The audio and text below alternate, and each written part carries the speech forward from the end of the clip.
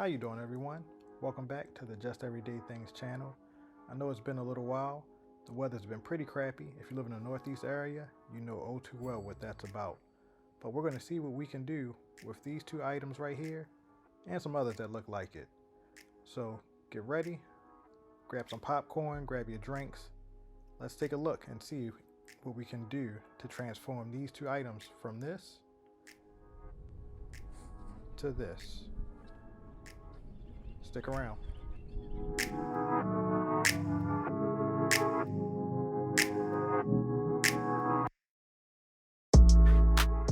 I'd like to first give credit to where credit is due.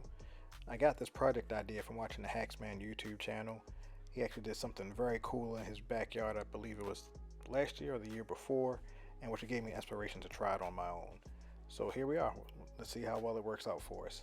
So we're going to be hanging string lights from one end of our house to another end using whiskey barrel planters as the kind of anchor and also the focal point of the whole project. So instead of using 4x4 timber, I actually use landscape timber, which is something that he did in his video, and it is substantially cheaper than regular wood.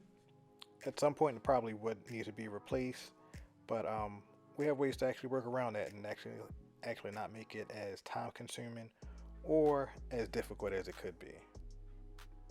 For this step, you want to secure your post base plates to the landscape timber that you currently have.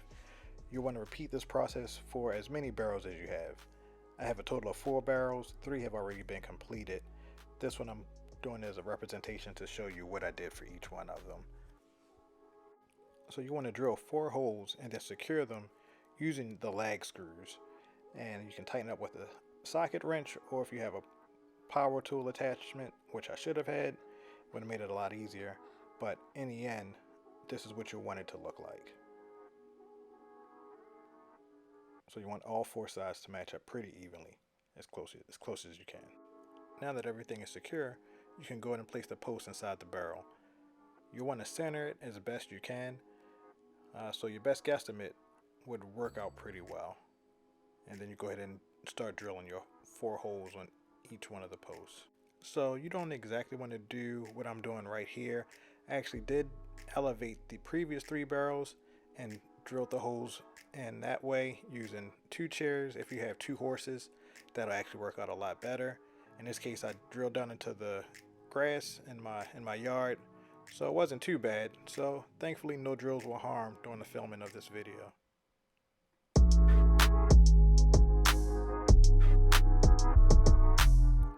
Next up is securing it to the whiskey barrel.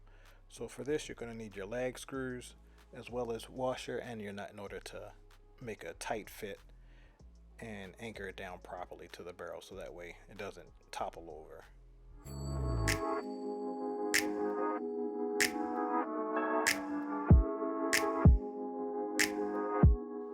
Now it's time to start the staining of the pole since you have it securely inside the barrel. The other 3 have already been stained. This one is getting its first coat, and then we'll follow that up with a second coat as we go through the others. At this point I'm thinking it's a lot hotter than I thought it was going to actually be today. Where's my hat? That's all I was thinking about at this point. So for the next step, most people would use concrete in order to secure the blocks to the actual planters or to whatever container they're using. In this case, we're going to use center blocks. Center blocks, they actually aren't that expensive, but they are really heavy. They're about 30 pounds or so for each one. So if you don't have a truck, I suggest either getting a U-Haul or probably taking maybe 10 bricks at a time. And we want to make sure this base does not go anywhere. So we add in 2 center blocks and then we throw in a third one just for good measure. But it doesn't necessarily always fit just the way how we need it. So we have to think outside of the barrel and see how we can get it to work. So at this point I would normally have a cool effect of lightning and a hammer throwing, but that's all you get. Just get the hammer, that's it. So we're going to take the hammer and we're going to help this other one make a puzzle-like fit into the whiskey barrel.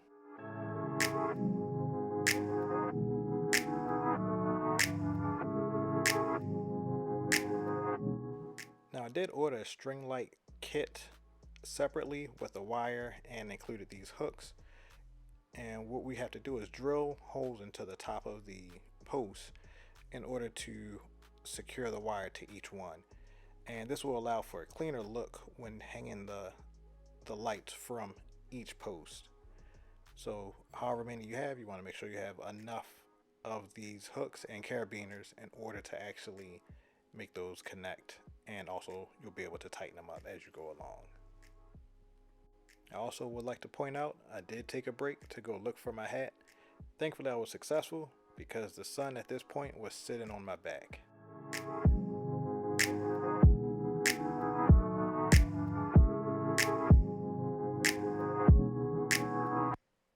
Next up was this thing. I'm not sure what the name is, so if you know what the name is, please go ahead and yell it out below in the comment section.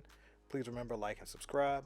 But we use this to actually make our loop in order to place at the opposite end of the set of string lights that we currently have. So you want to loosen the bolt slightly, go ahead and push your wire through, and then come back and make it the other loop, and then you want to secure it. Once it's secured, you can actually then play around with the tension and adjust the bolt as needed in order to either loosen or tighten up the wire as you go along.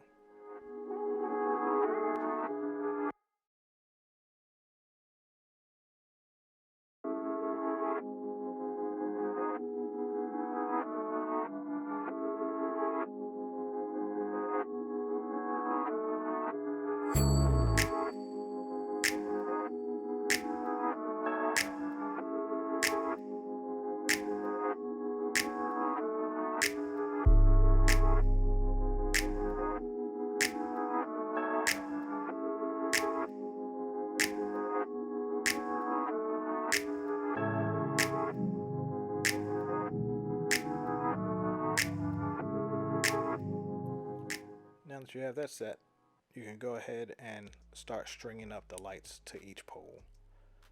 And remember, you've placed your hook in each one as you went around to actually make it easier instead of going back and drilling each one.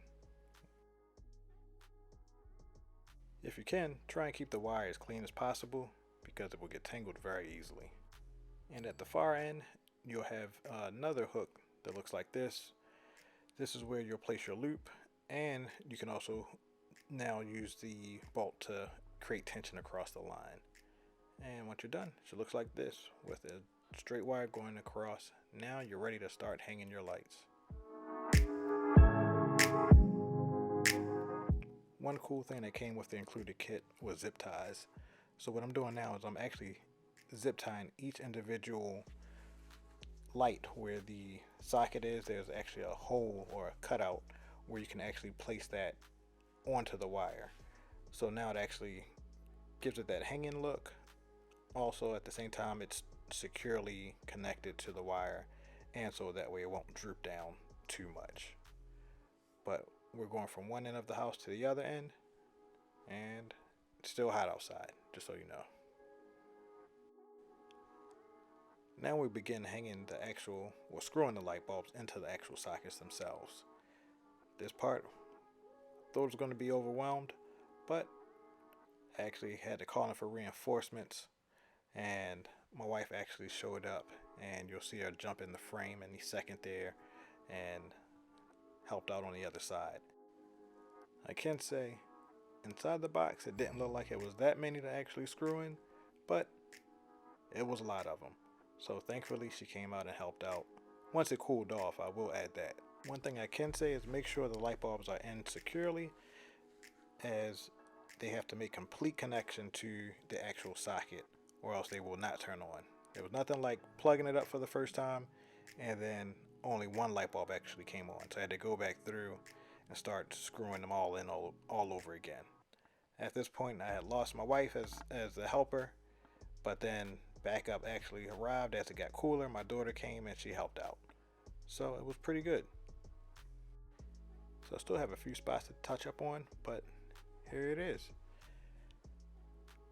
So took a little bit of time, My wife, she's actually going to go back and put flowers in each of the pots. We have a few more things to do in the backyard, but if you want to see a finished product of what flowers are in the pot, I don't know, don't ask me the names about them, but she'll have all that information. And if you're interested in that, please remember, like and subscribe, drop a comment below, and we could do a recap video, let's say at the end of summer.